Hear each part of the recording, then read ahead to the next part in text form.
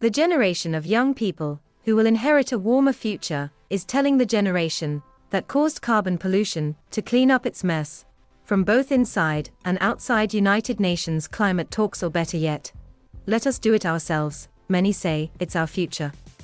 Our future is being negotiated, and we don't have a seat at the table, said 20-year-old Boston College student Julia Horchos.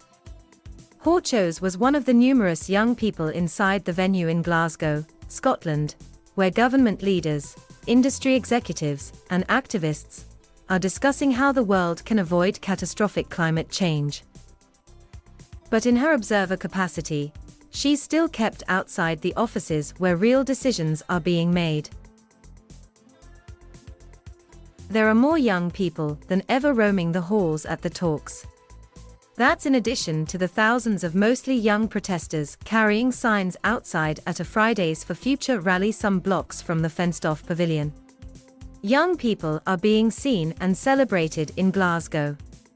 But they fear they are not being heard. United Nations Secretary-General Antonio Guterres and numerous other leaders have credited youth activism for reinvigorating the world's fight to curb climate change.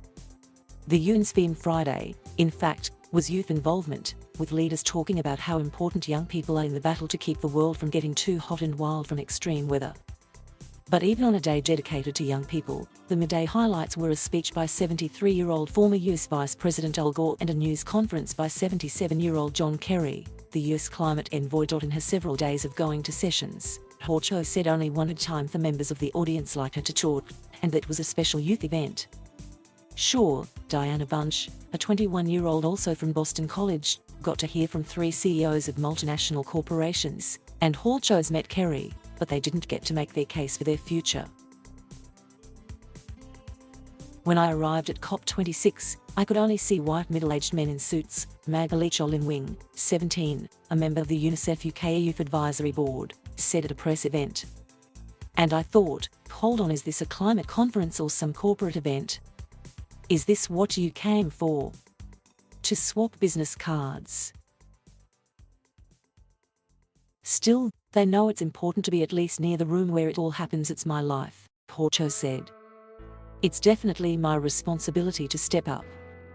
Outside the negotiations, the worry about the future was the same, but the way it expressed was different. At Glasgow's Kelvin Grove Park, mostly young activists carried banners with slogans such as "I have to clear up my mess, why don't you clear up yours?" and "Stop climate crimes."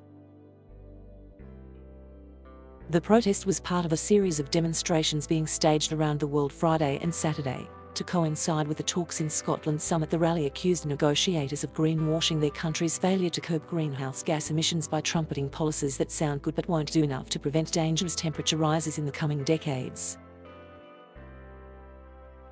"We are here as civil society to send them a message that enough is enough," said Valentina Ruiz, an 18-year-old student from Brazil. Brianna Froen, a 23-year-old activist from Samoa, a low-lying Pacific island nation that is particularly vulnerable to rising sea levels and cyclones, said, "My biggest fear is losing my country. I've seen the floods go into our homes, and I've scooped out the mud," she said. Froen was given the stage at the beginning of the conference, known as COP26, where she told leaders about the effects of climate change already being felt in her country. "I feel like I'm being seen," she said. "I will know if I've been heard by the end of COP." This story has been updated to correct the last name of one of the activists to Ruiz, not Ruiz. Thank you for watching. Please subscribe